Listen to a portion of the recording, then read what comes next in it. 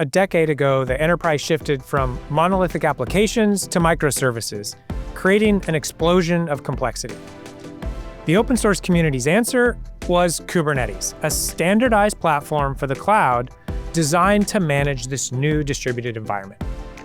Today, we're facing a similar moment with the rise of agentic AI. We're moving beyond simple chatbots to build complex autonomous systems. And once again, we're seeing fragmentation and complexity. How do you actually build, deploy, and manage these multi-part applications reliably at scale? The agentic era needs its own Kubernetes. Today, we're diving into the critical infrastructure needed for the next wave of AI. Our guest is a fellow Red Hatter, Tushar Katarki, who is focused on how we can build a scalable, open platform for agentic AI. Welcome to Technically Speaking, where we explore how open source is shaping the future of technology. I'm your host, Chris Wright. Tushar, thanks for joining me. And before we dive into agentic AI and all of the exciting stuff there, let's just talk a little bit about your journey. You've kind of been at the center of a bunch of important transformations in the enterprise, cloud being a prominent example there, and Kubernetes. So what's your kind of background experience, and how do you see this sort of bringing you into this AI space? Yeah, thanks for having me, Chris. And it's lovely to see you and talk to you. And I've been in the infrastructure software space for probably close to 2 decades now. And so, I'll just not going too much into history. I'll just start with my experience at Red Hat. How about that, right? So, I worked on everything at Red Hat. That's one of the nice things I like about Red Hat. I worked everything from high performance computing and grid computing to, Kubernetes and OpenShift and storage and now AI. So I think that's one of the exciting things about how all those have laid a solid foundation for what AI infrastructure should look like. And this is a great conversation to have with you on that. Yeah, grid computing, there's a distributed element there. Certainly Kubernetes distributed, bringing Linux to clusters. There's an interesting connection between those two, especially when you think about grid computing and high performance computing starting to leverage GPUs, and then the early days of CUDA to today, where we are with a very different world with these generative AI workloads. And you kind of had a front row seat to all that. Yeah, no, absolutely. Like when I joined Red Hat first, kind of cloud was just beginning to happen with AWS. So there was kind of elastic compute happening. Then there was this whole, as I said, GPUs were coming into the market for high performance computing, obviously for graphical uses first, and then high performance computing. And then on the hardware side, starting there has been a lot of change, since then, right? Like those were GPUs, graphic processing units, but now we have TPUs. Now we have, AI chips per se. And then on the software side, the elastic compute with cloud has yielded to containers and Kubernetes and that revolution, right? Like so, and I certainly have been in the middle of all of that. And so I think it has been, and then even on the data side, in fact, when you think about it, data, SQL databases have led to NoSQL databases, vector databases now for AI. So I think all that has led to a solid foundation. I feel like I've been involved in a lot of different things, including Kubernetes and OpenShift. So yeah, that'd be it. That's awesome. I'm an operating system person maybe at heart, so it's easy to get excited about the hardware and the changes that you described at the low level. But we can't forget that systems architecture views. We are talking about distributed systems, and that transition of traditional software architectures to more microservices architectures and containers being that unit of deployment. We're starting to see some interesting parallels in the AI space. And certainly you can deploy a container with a model in it. You can think about what it means to distribute that content across multiple GPUs, either from one server or on multiple servers, and ultimately getting all of this into production. So we've seen a lot of shift from the traditional application side. How are you seeing that inform some of the work that we're starting in that AI side? Yeah, I mean, that's a great parallel to draw, right? When I think about, now let's just step back and think about like what a generative AI application is. I mean, you can think about it as a RAG application, or you can more generalize it as a agent or even an agentic system. And when I think about it, those involve some Python code, right? Like if an agent, if I have to describe an agent, some Python code which is making a call to a large language model endpoint. It's probably making some tool call to do some action or just read some external entity. And then it's probably needs some memory and state so that it can recall context. So, so starting with just that, there is a piece of Python code that glues it all together. So that's a container, right? That's Python code where it can be containerized. As you said, the language model itself can be containerized, and especially in the enterprise context, we get asked that about a lot, right? Like, hey, I can download this model from Hugging Face. That's great, but we are an enterprise, and we need to have some kind of provenance about where we can download the model, and and establish some kind of a security and safeguard around it before we start using it in an enterprise context. So I think so. I can start kind of seeing those parallels, and then you mentioned distributed systems also with that, right? So you got to.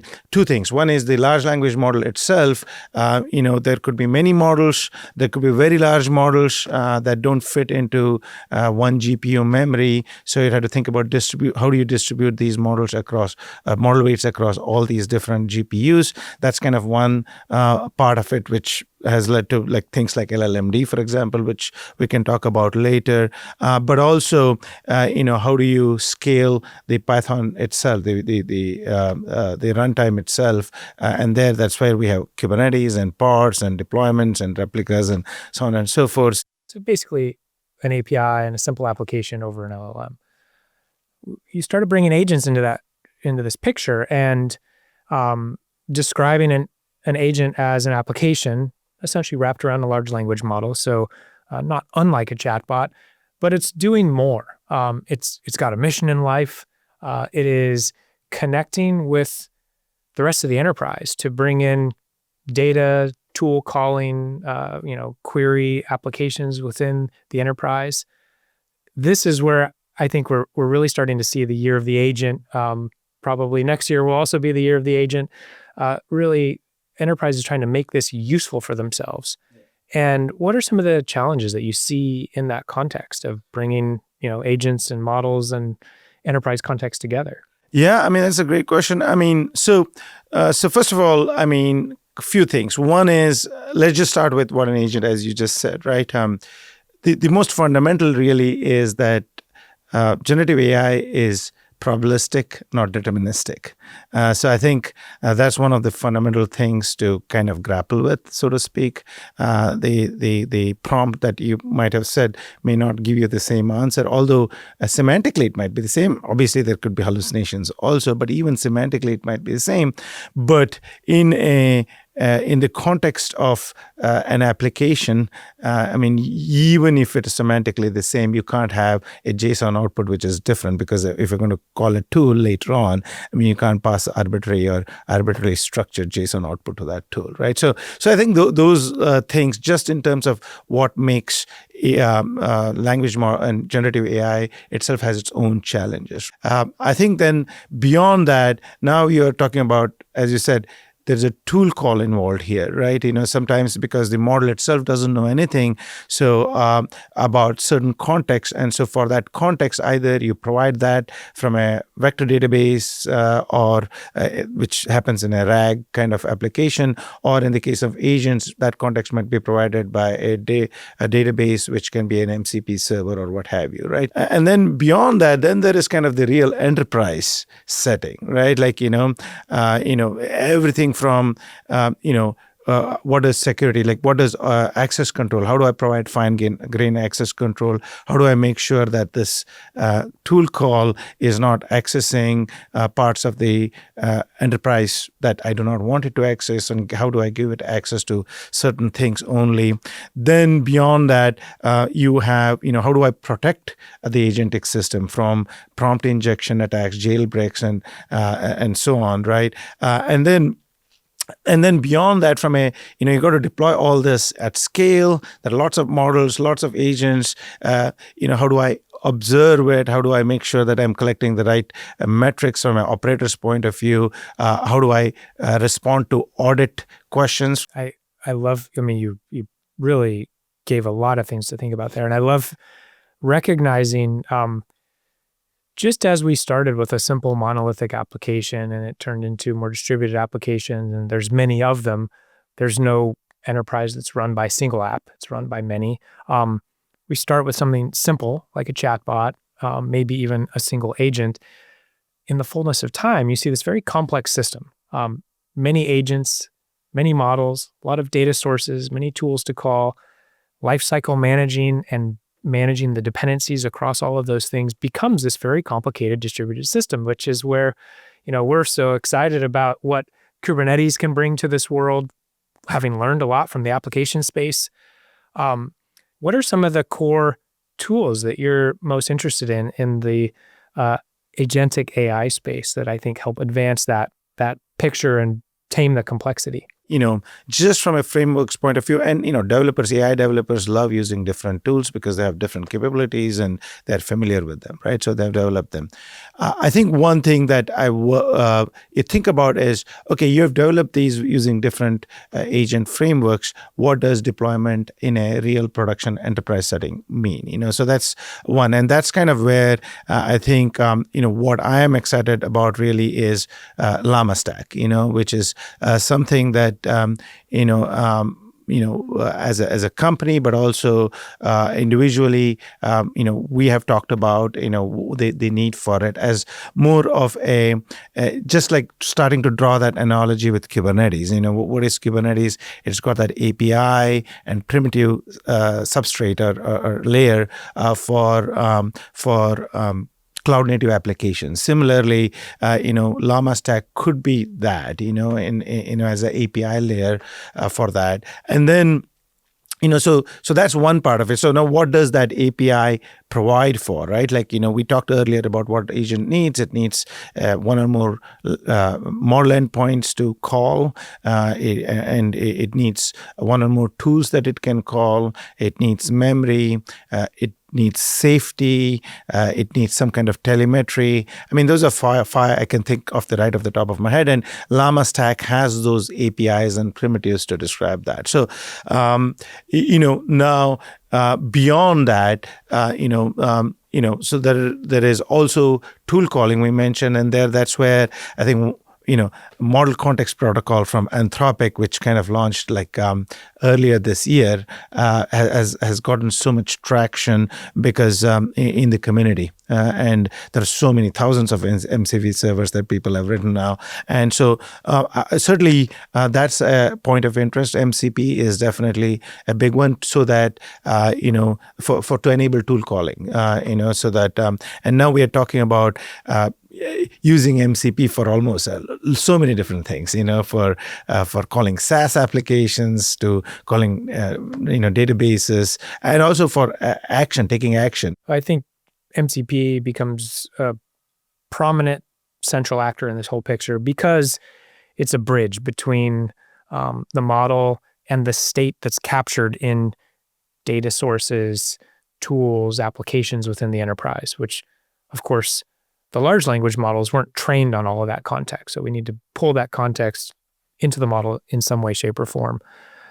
Interesting to think about agent-to-agent communication, even taking it a little further in the sense of agents having identity, that identity being part of a security framework.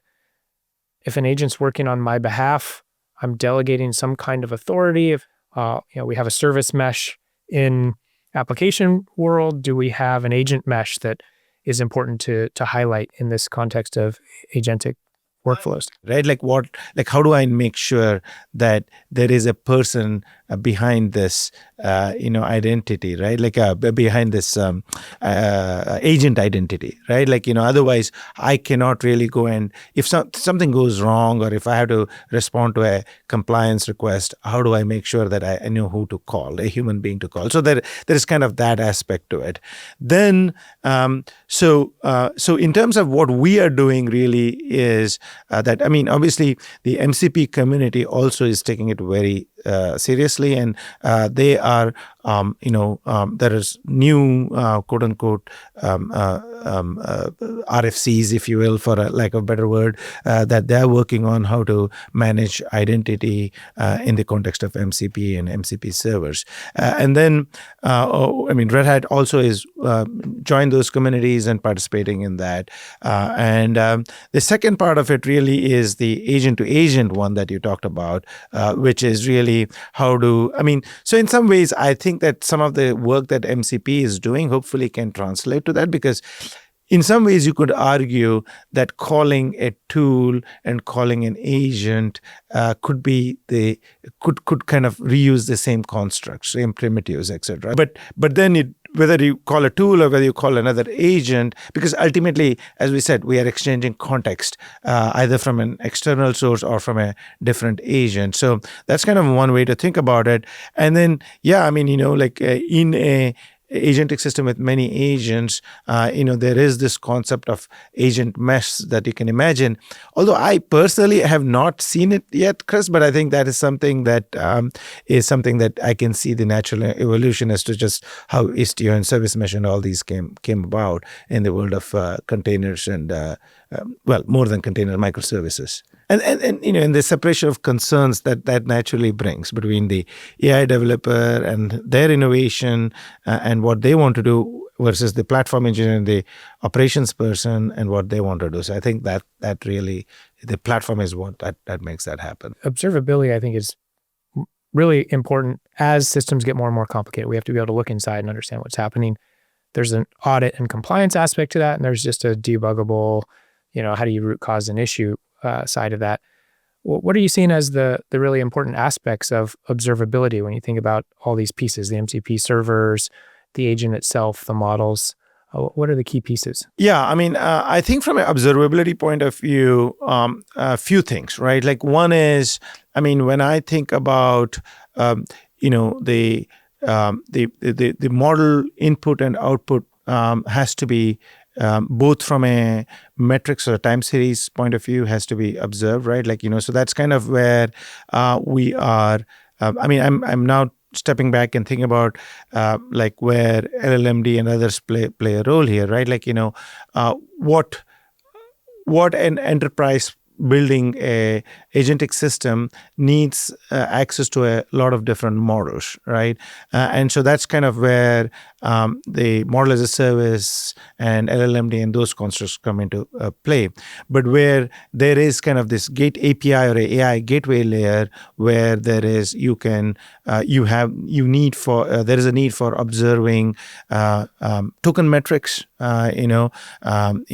everything from time to first token to inter-token latency, end-to-end token latency to throughput or requests per second, etc. Those kinds of metrics at that layer. But also, that's definitely where I see a lot of innovation happening. And certainly I'm in the middle of all that right now. And so you could also argue that over there also, there's some amount of governance that needs to happen there too in terms of input and output filtering, in terms of safety. Can I have some kind of a enterprise level input and output filtering just to guard both against input attacks, but also against leaking enterprise data and so on and so forth. So that's one part of it.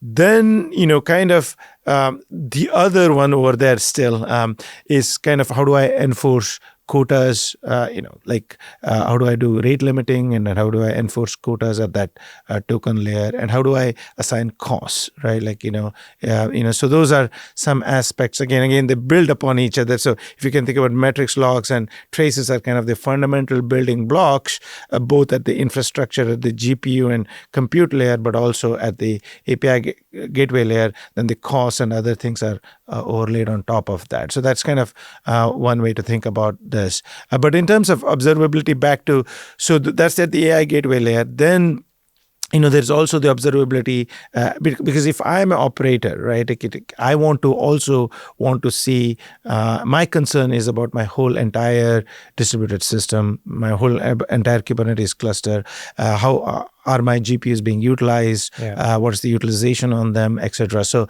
I have my concerns at that level, and then there is the individual platforms who are being deployed on top of that, and that's at that gateway layer and everywhere in between is what I'd say. And then that ties back to what you were saying about mesh also, right? Like, it's kind of, I'll just say that a lot of exciting stuff, but I don't think we have figured all that out.